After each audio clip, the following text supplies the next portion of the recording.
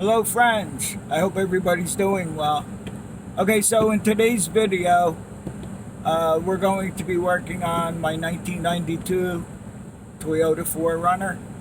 And the problem I'm having with this is that the heater is getting warm, but it is not getting hot. Last winter, I had a problem with trying to defrost the windshield when it was iced up. And I'm going to give you a little history on this. I bought the truck about 5 or 6 years ago. I don't remember exactly when. And when I bought it, it had 98,000 miles on it. And nothing, absolutely nothing was done under the hood. No preventive maintenance. It had an occasional oil change. Other than that, it was never touched. In the beginning, I owned the truck about 6 months, and it was in the summer season. I remember it was pretty warm out at the time, and the first problem I started having was I could drive the truck around town all day long, and the temperature, the engine temperature would be normal. As soon as I took it on the highway, the temperature started going up to like 3/4, then I would have to slow it down, and then the temperature would come back down again. And the problem with that was that I know, from experience, because I was an auto mechanic, clogged radiator, I figured right away. And also, I already knew that the cooling system, when I took the radiator cap off, it was like a chocolate milkshake. It still had the original cap, probably the original antifreeze in it and everything like that. It's getting hot in here now. Because it's not that cold out right now. But what I did today was, in order for me to get the temperature in the cab here to be a little bit warm, especially in the winter, I noticed when I started driving it, it will get a little bit warmer. Okay, getting back to the radiator and problem I had with that. I put a new radiator in it. I put a new thermostat in it. God knows how many hours it took me to flush this thing out. And it's still, it's never ever going to be clean again. All right? So back in the early 90s, when they came out with the 3-liter Toyota engine, and I know from experience, they were called back for the head gaskets being defective. Well, the guy never brought this truck back to get the head gaskets put in. And I do have, you've probably seen in previous videos, I have a 1994 Toyota 4runner that I bought, ironically, with the same mileage. It had 98,000 miles on it. And the guy had all the receipts for everything done on the truck.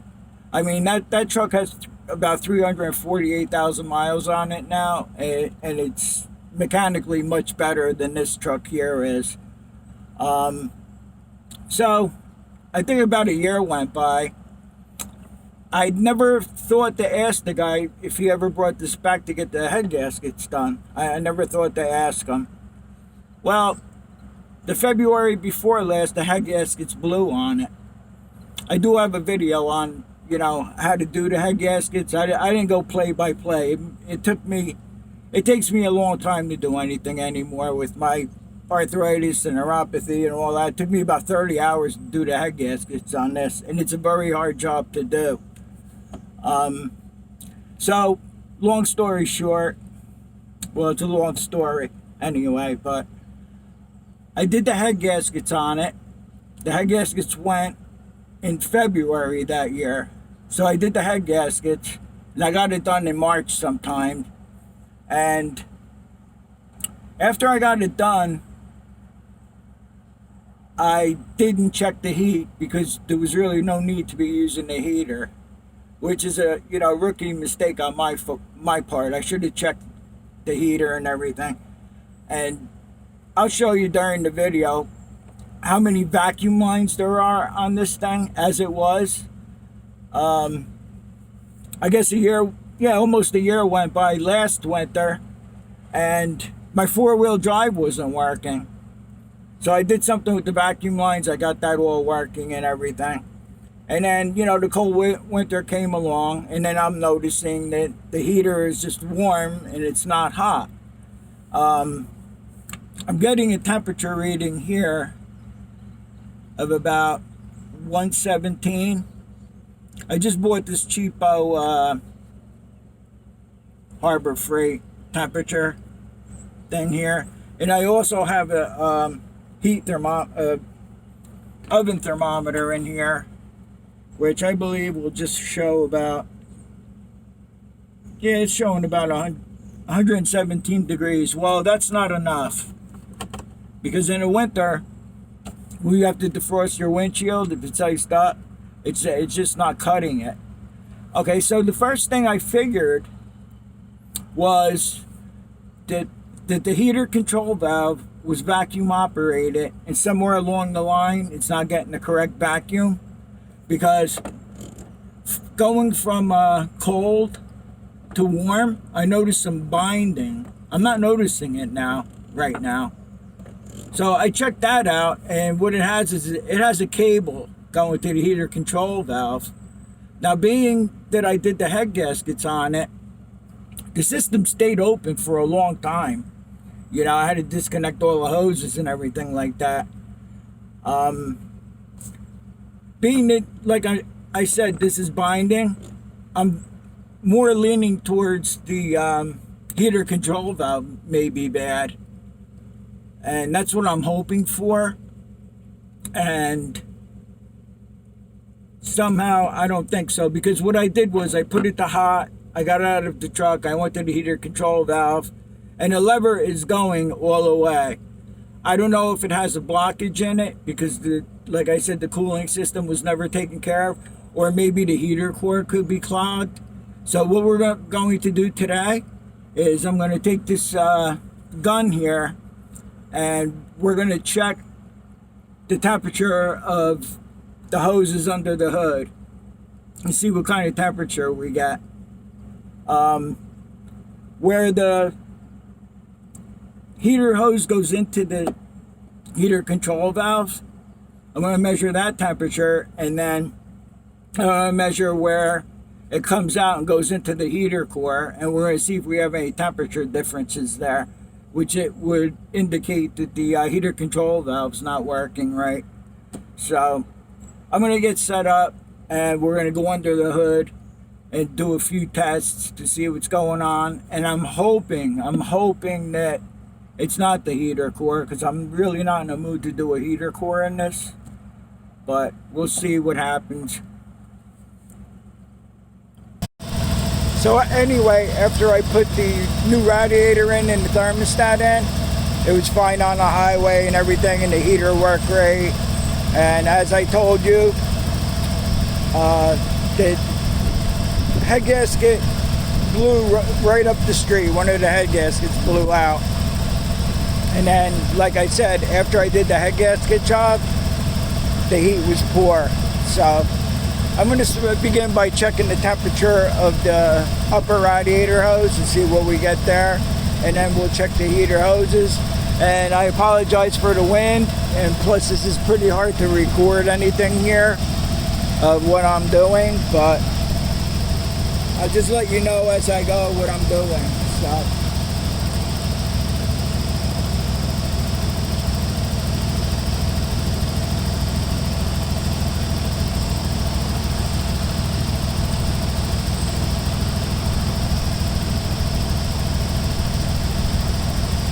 I got about 122 degrees on the upper hose. Now I'm going to check the radiator. I don't know, according to the gauge in the truck, it's running a normal temperature like it should, but I don't know. I'm not sure. See if I can get to the back here, and we'll check out the heater hoses. Usually if you have like a thermostat that's stuck open, your temperature gauge will read pretty low, because I've seen that happen before. But as I said, I changed the thermostat in this twice. Once when I did the radiator, and then when I did the head gaskets, I changed the water pump. Everything that you should change, I changed. The water pump, the thermostat again, I changed. I don't know if I'm getting the right temperature out of the radiator here and the upper hose. I'm not really sure. But let's compare the difference between where the heater hose goes into the heater control valve and where it comes out. And let me see if I can see anything that's going on back here. It's a little tight quarters here.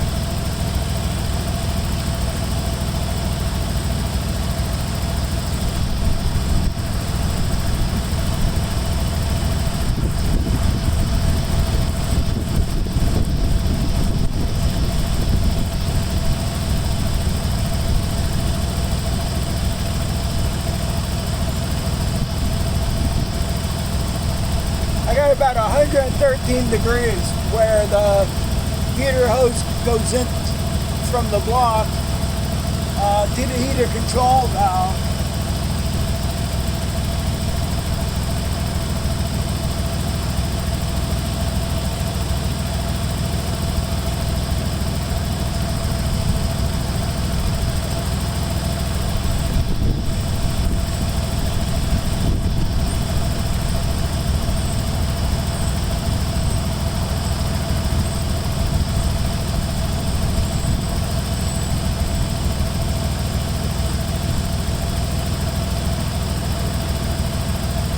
I got about 165 degrees on the other side of the heater control valve.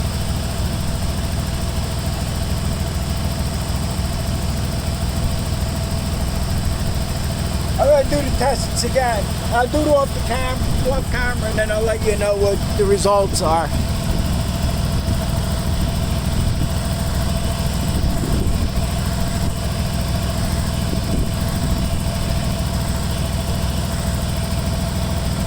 I can't even get this stupid thing shut off.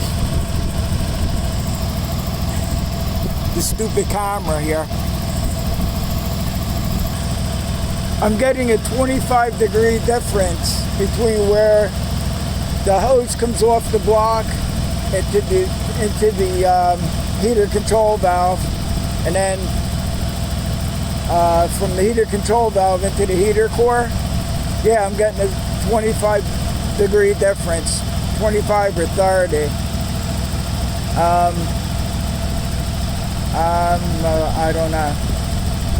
It could be that. Okay, so the next thing I have to do is I have to go buy some more antifreeze and mix up a couple of gallons, mix up a batch of antifreeze.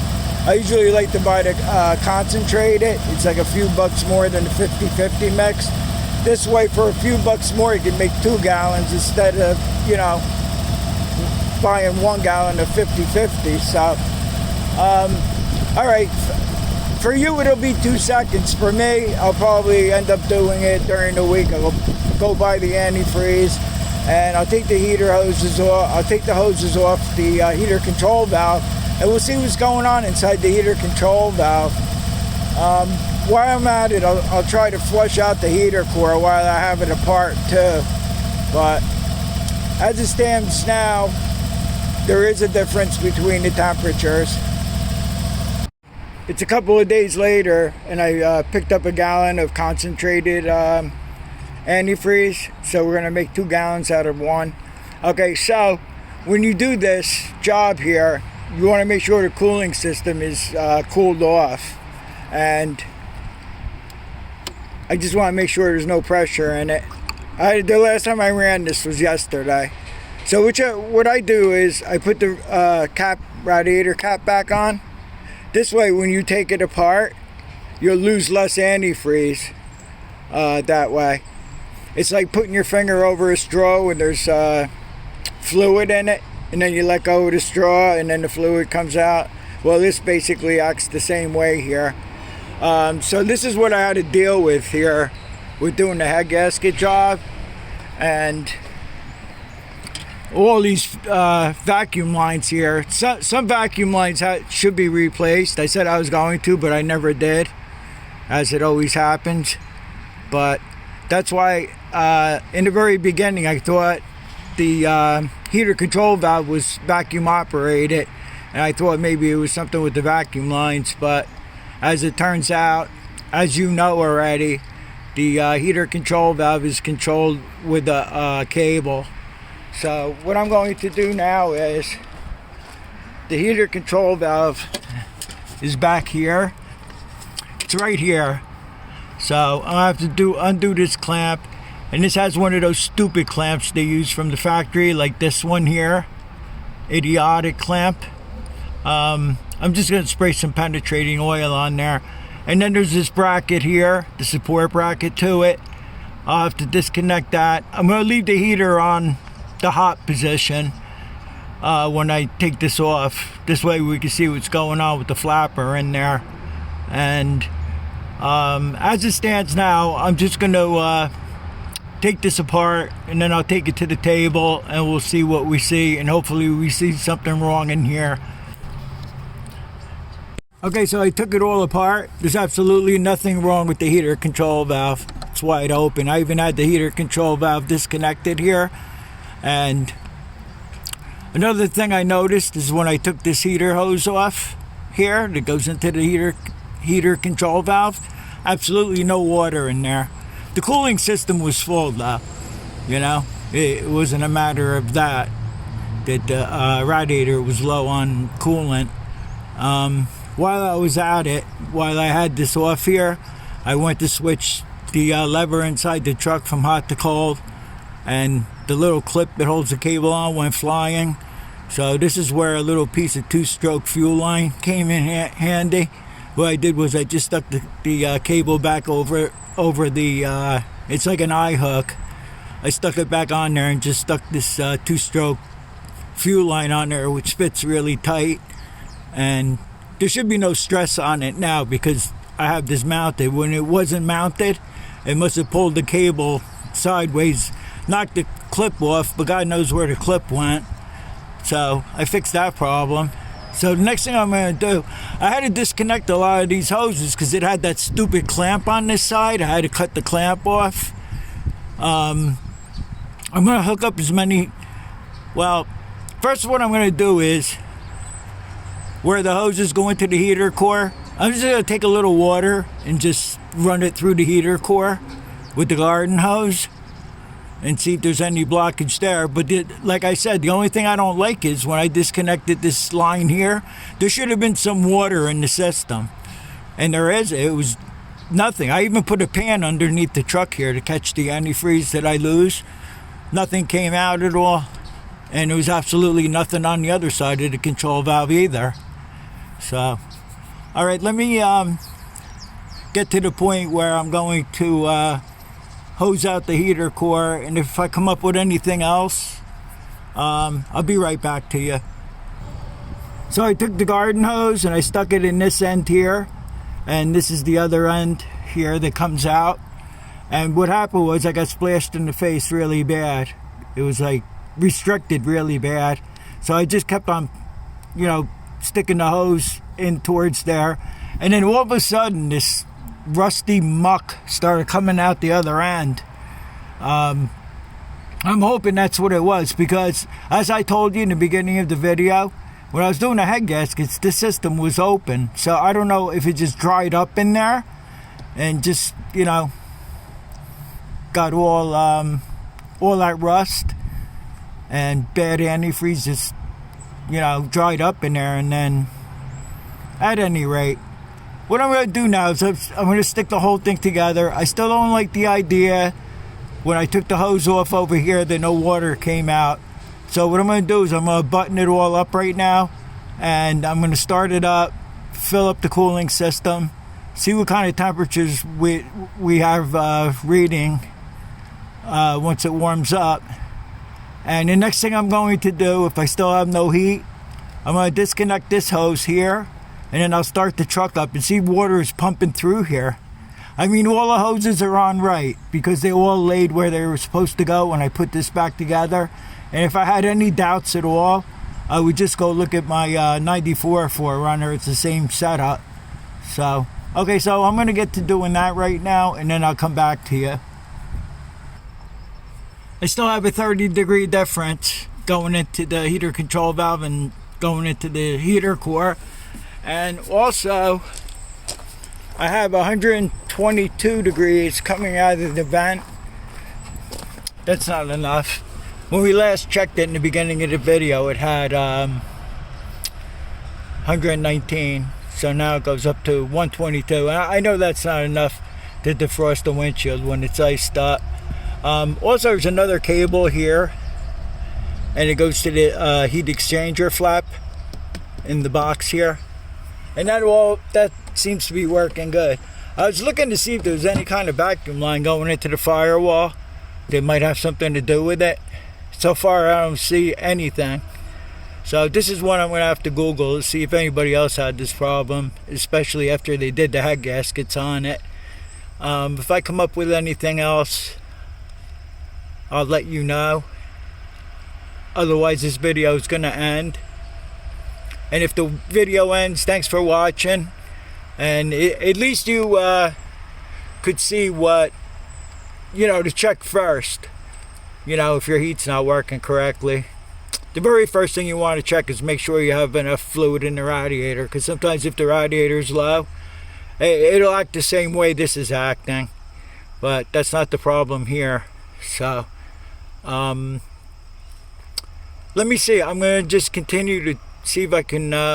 this is one I'm going to have to Google and see if anybody else had this problem.